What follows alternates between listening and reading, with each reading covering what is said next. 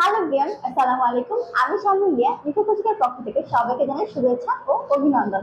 আশা করি তোমরা সবাই খুব ভালো আছো। আজকে তোমাদের সাথে দশম শ্রেণীর তৃতীয় অধ্যায় দ্রুতক দাখিলা পদ্ধতির দ্বিতীয় পর্ব নিয়ে চলে এসেছি।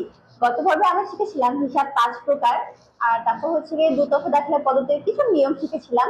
আর হচ্ছে কি শিখেছিলাম যে কিভাবে ডেবিট ও ক্রেডিট নির্ণয় করতে হয় তার কিছু ধারণা নিয়েছিলাম। আজকে অঙ্কের মাধ্যমে তোমাদের সাথে এই ডেবিট ও ক্রেডিট কিভাবে নির্ণয় করতে হয় সম্পূর্ণটা বুঝিয়ে দিব। তাহলে দেখো, তোমাদের হিসাব বিজ্ঞান বইয়ের 28 পৃষ্ঠায়, হিসাব বিজ্ঞান বোর্ড বইয়ের 28 পৃষ্ঠায় একটু তোমরা খেয়াল করো, কিছু লেনদেন আছে, সেগুলো দিয়ে কি আমি আজ তোমাদের ডেবিট ও ক্রেডিট নির্ণয় করে দেখাবো। তাহলে কি কি আছে প্রথমে দেখো আছে, তার আগে তোমাদেরকে একটু জানিয়ে নেই, এই যে ছকটা করেছি, এই ছকটা তুমি তোমার নিজের মতো করে করতে পারো। এটা যে আমি আমার মতো করে করেছি, সবাই একরকম করে না, কেউ কেউ একটু ডিফারেন্ট করে, কেউ কেউ একটু অন্যরকম করে থাকে। তাহলে দেখো, আমি এখানে দিয়েছি তারিখ, হিসাব অথবা বিবরণ, দুটোর মধ্যে যে কোনো একটা তুমি লিখতে পারবে।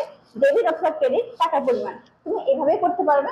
আবার চাইলে জাবেদার মতো করে ছক এঁকে করতে পারো, সেখানে শুধু প্রথম পৃষ্ঠা কি বাদ দিবে। আবার তোমরা যে যে টিচারের কাছে যেভাবে করেছো, যে টিচারের কাছে যেটা বেশি সহজ লাগে সেটা সেভাবে করতে পারো। তাহলে চলো আমরা শুরু করি। তোমরা বোর্ড বই পৃষ্ঠা 28 পৃষ্ঠাটা একটু বের করো। দেখো প্রথমে কি আছে, জনাব হাসান নগদে কি করছে, 50,000 টাকা মূলধন স্বরূপ এনে ব্যবসা শুরু করলো। এখন দেখো কি বলছে, জনাব হাসান নগদ 50,000 টাকা মূলধন স্বরূপ এনে ব্যবসা শুরু করলেন। ধরো তুমি হাসান, নিজেকে দিয়ে তুমি বুঝো, তুমি কে, হাসান। এখন তুমি ব্যবসা শুরু করবে, কিন্তু তোমার কাছে কি কোনো পুঁজি নেই, তোমার কাছে কোনো টাকা নেই। এখন আমি তোমাকে 50,000 টাকা দিলাম, আমি তোমাকে 50,000 টাকা নিলাম, বললাম যে তুমি এটা নিয়ে কি করো, ব্যবসা শুরু করো। এই যে আমি তোমাকে দিলাম 50,000 টাকা, এটা কি মূলধন, তাহলে এটা কি হয়েছে, তোমার কাছে কি হয়েছে, সম্পদ, নগদ। তাহলে কি হবে, এই যে তোমাকে যে টাকাটা দিচ্ছি এটা কি নগদ টাকা, তাহলে কি হবে, নগদান হিসাব ডেবিট হবে।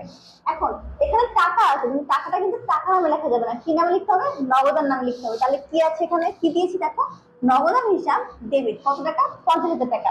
আর এই যে ব্যবসা শুরু করলে, আমি যে তোমাকে দিয়েছি, তোমাদেরকে এর আগের ক্লাসে বলেছিলাম যে যদি মালিক মূলধন দেয় তাহলে সেটা কি হবে, মালিক যদি দিয়ে থাকে তাহলে সেটা কি হবে, মূলধন হবে।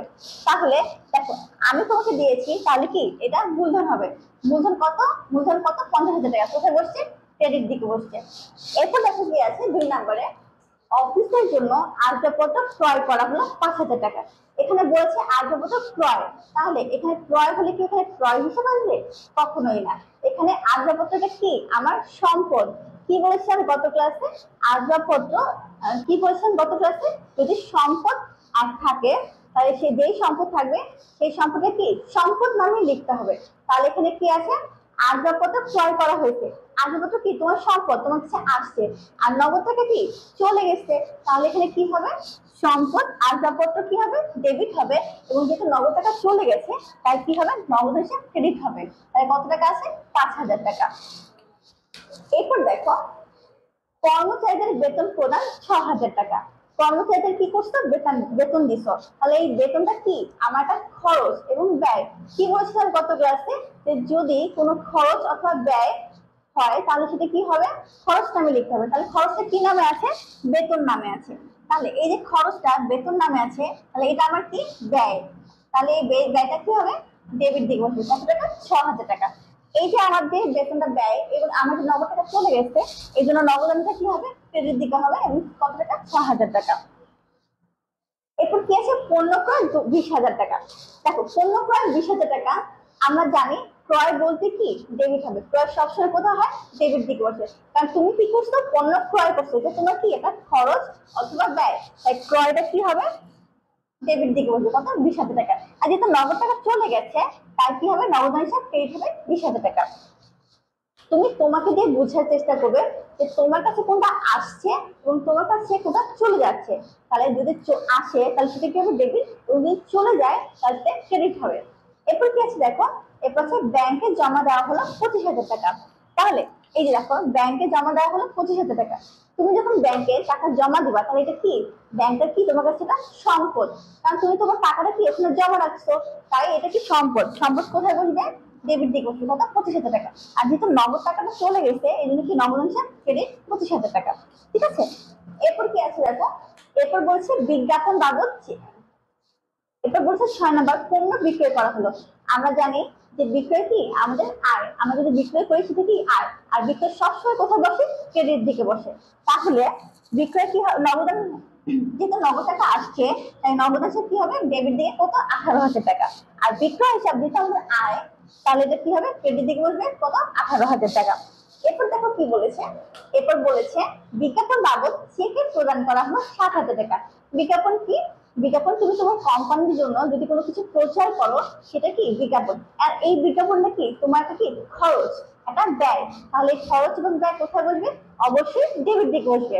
তাহলে বিজ্ঞাপন হিসাব কি ডেবিট কত টাকা 7,000 টাকা। আর যেহেতু দেখো যদি বলতো শুধু যে বিজ্ঞাপন প্রদান করা হয়েছে তাহলে এখানে কি আসতো বিজ্ঞাপন হিসাব ডেবিট নগদ হিসাব ক্রেডিট। কিন্তু এখানে বলেছে চেকে প্রদান করা হয়েছে আর চেক কখনোই হিসাবে আসে না। তাহলে এই চেকটা কি হবে, অবশ্যই কি ব্যাংক নামে আসবে। যেহেতু আমি চেকে প্রদান করেছি তাহলে এই চেকটা কি নামে আসবে, ব্যাংক নামে আসবে। আর কি হবে তাহলে ব্যাংকটা কোথায় বসবে ক্রেডিট দিকে বসবে কত টাকা 7,000 টাকা। শিক্ষার্থীরা এখানে আরো বেশি এন্ট্রি আছে, এখানে জায়গা নেই বলে লিখতে পাইনি, আমি মুছে তোমাদেরকে আবার দেখাচ্ছি। শিক্ষার্থীরা দেখো 8 নম্বর এন্ট্রিতে দেওয়া আছে কমিশন পাওয়া গেল 3,000 টাকা। তাহলে কমিশন পাওয়া গেল এটা কি, এই কমিশন পাওয়া গেল এই যে পাওয়া এটা কি আমি পেয়েছি, মানে কমিশন কি আমি পেয়েছি। তাহলে কমিশন যে পাওয়া গেল এটা কি আমার একটা আয়, আর এই আয়টা কি হয়েছে বৃদ্ধি হয়েছে, বৃদ্ধি পেয়েছে মানে কি আমার টাকাটা কি নগদ টাকা বেড়েছে। তাহলে এখানে দেখো লিখেছি যে যেহেতু কমিশন কি আমাদের আয় তাহলে কমিশন কোথায় বলবে, যেহেতু আয় আয় কোথায় বসে ক্রেডিট দিকে বসে, তাই ক্রেডিট দিকে বসবে। এবং যেহেতু আমার নগদ টাকা কি আসছে কমিশন পেয়েছি মানে কি টাকা মাধ্যমে পেয়েছি, যেহেতু টাকাটা পেয়েছি তাহলে এটা কি অবশ্যই টাকাটা বসবে ডেবিট দিকে। তাহলে টাকাটা কি নগদান হিসাব, নগদান হিসাব নামে বসবে কত টাকা ডেবিট দিকে বসবে কত টাকা 3,000 টাকা। আর যেহেতু আমার কমিশন এটা আয় তাহলে এটা কোথায় বসবে ক্রেডিট দিকে বসবে কত টাকা 3,000 টাকা। এরপর দেখো আছে ব্যাংকের নিকট হতে সুদ পাওয়া গেল। তাহলে ব্যাংকে কি হয়েছে টাকা কি ব্যালেন্স, ব্যাংকে যখন ব্যাংকের ব্যালেন্সটা টাকা কি বৃদ্ধি পেয়েছে তাহলে বৃদ্ধি পেলে কি হয় সেটা ডেবিট দিকে হয়। সম্পদ বাড়লে কি হয় ডেবিট দিকে হয়। তাহলে ব্যাংক সে কোথায় বসবে ডেবিট কত টাকা 1,200 টাকা। আর যেহেতু ব্যাংকের সুদ তাহলে কি হবে ক্রেডিট দিকে হচ্ছে কত 1,200 টাকা। এরপর দেখো এরপর বলছে ধারে পণ্য বিক্রয় 15,000 টাকা। ধারে পণ্য বিক্রি করেছি, তুমি একটা পণ্য বিক্রি করছো কিন্তু কি টাকা পাওনি, তাহলে কি সে হচ্ছে দেনাদার, যার কাছ থেকে তুমি এখন পর্যন্ত টাকা পাওনি সে হচ্ছে তোমার কি দেনাদার। তাহলে দেনাদার কোথায় বসবে দেখো দেনাদার কোথায় বসবে ডেবিট দিকে বসবে কত 15,000 টাকা। আর যেহেতু বিক্রয়টা আয় তাহলে এটা কি ক্রেডিট দিকে বসবে কত টাকা 15,000 টাকা। এরপর দেখো কি আছে ভাড়া বাবদ চেকে প্রদান করা হলো। ভাড়াটা কি একটা ব্যয় একটা খরচ, তাহলে ভাড়াটা কোথায় বসবে ডেবিট দিকে বসবে। তাহলে ভাড়া যদি ডেবিট দিকে বসে দেখো এখানে কি বলেছে চেকে প্রদান করেছে। তাহলে একটু আগে আমরা শিখেছিলাম যে চেক যদি কতটা থাকে, চেক কতটা যদি থাকে তাহলে সেটা কোথায় বলবে অবশ্যই সেটা কি ব্যাংক নামে আসবে, ব্যাংক নামে কি বসবে।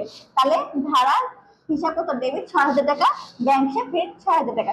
যদি এখানে চেকে না বলে শুধু বলতো যে ভাড়া প্রদান করা হচ্ছে তাহলে কি আসতো ভাড়া হিসাব ডেবিট ও নগদান হিসাব ক্রেডিট আসতো। এরপর কি আছে দেখো, এরপর আছে যদি এখানে ব্যবসার কথাটা উল্লেখ নাও থাকতো তাহলে আমাদেরকে বুঝতে হবে যে এখানে কি ব্যবসার জন্য মালিক কি করেছে উত্তোলন করেছে। তাহলে শিক্ষার্থীরা আজ আমরা এই অঙ্কটা করে এই উদাহরণটা করে বুঝতে একটু কিছু হলেও বুঝতে পেরেছি যে কোনটা ডেবিট দিকে বসবে এবং কোনটা ক্রেডিট দিকে বসবে। আশা করি তোমরা কিছুটা হলে উপকৃত হয়েছে। তাহলে আজ এই পর্যন্ত, ধন্যবাদ, আসসালামু আলাইকুম।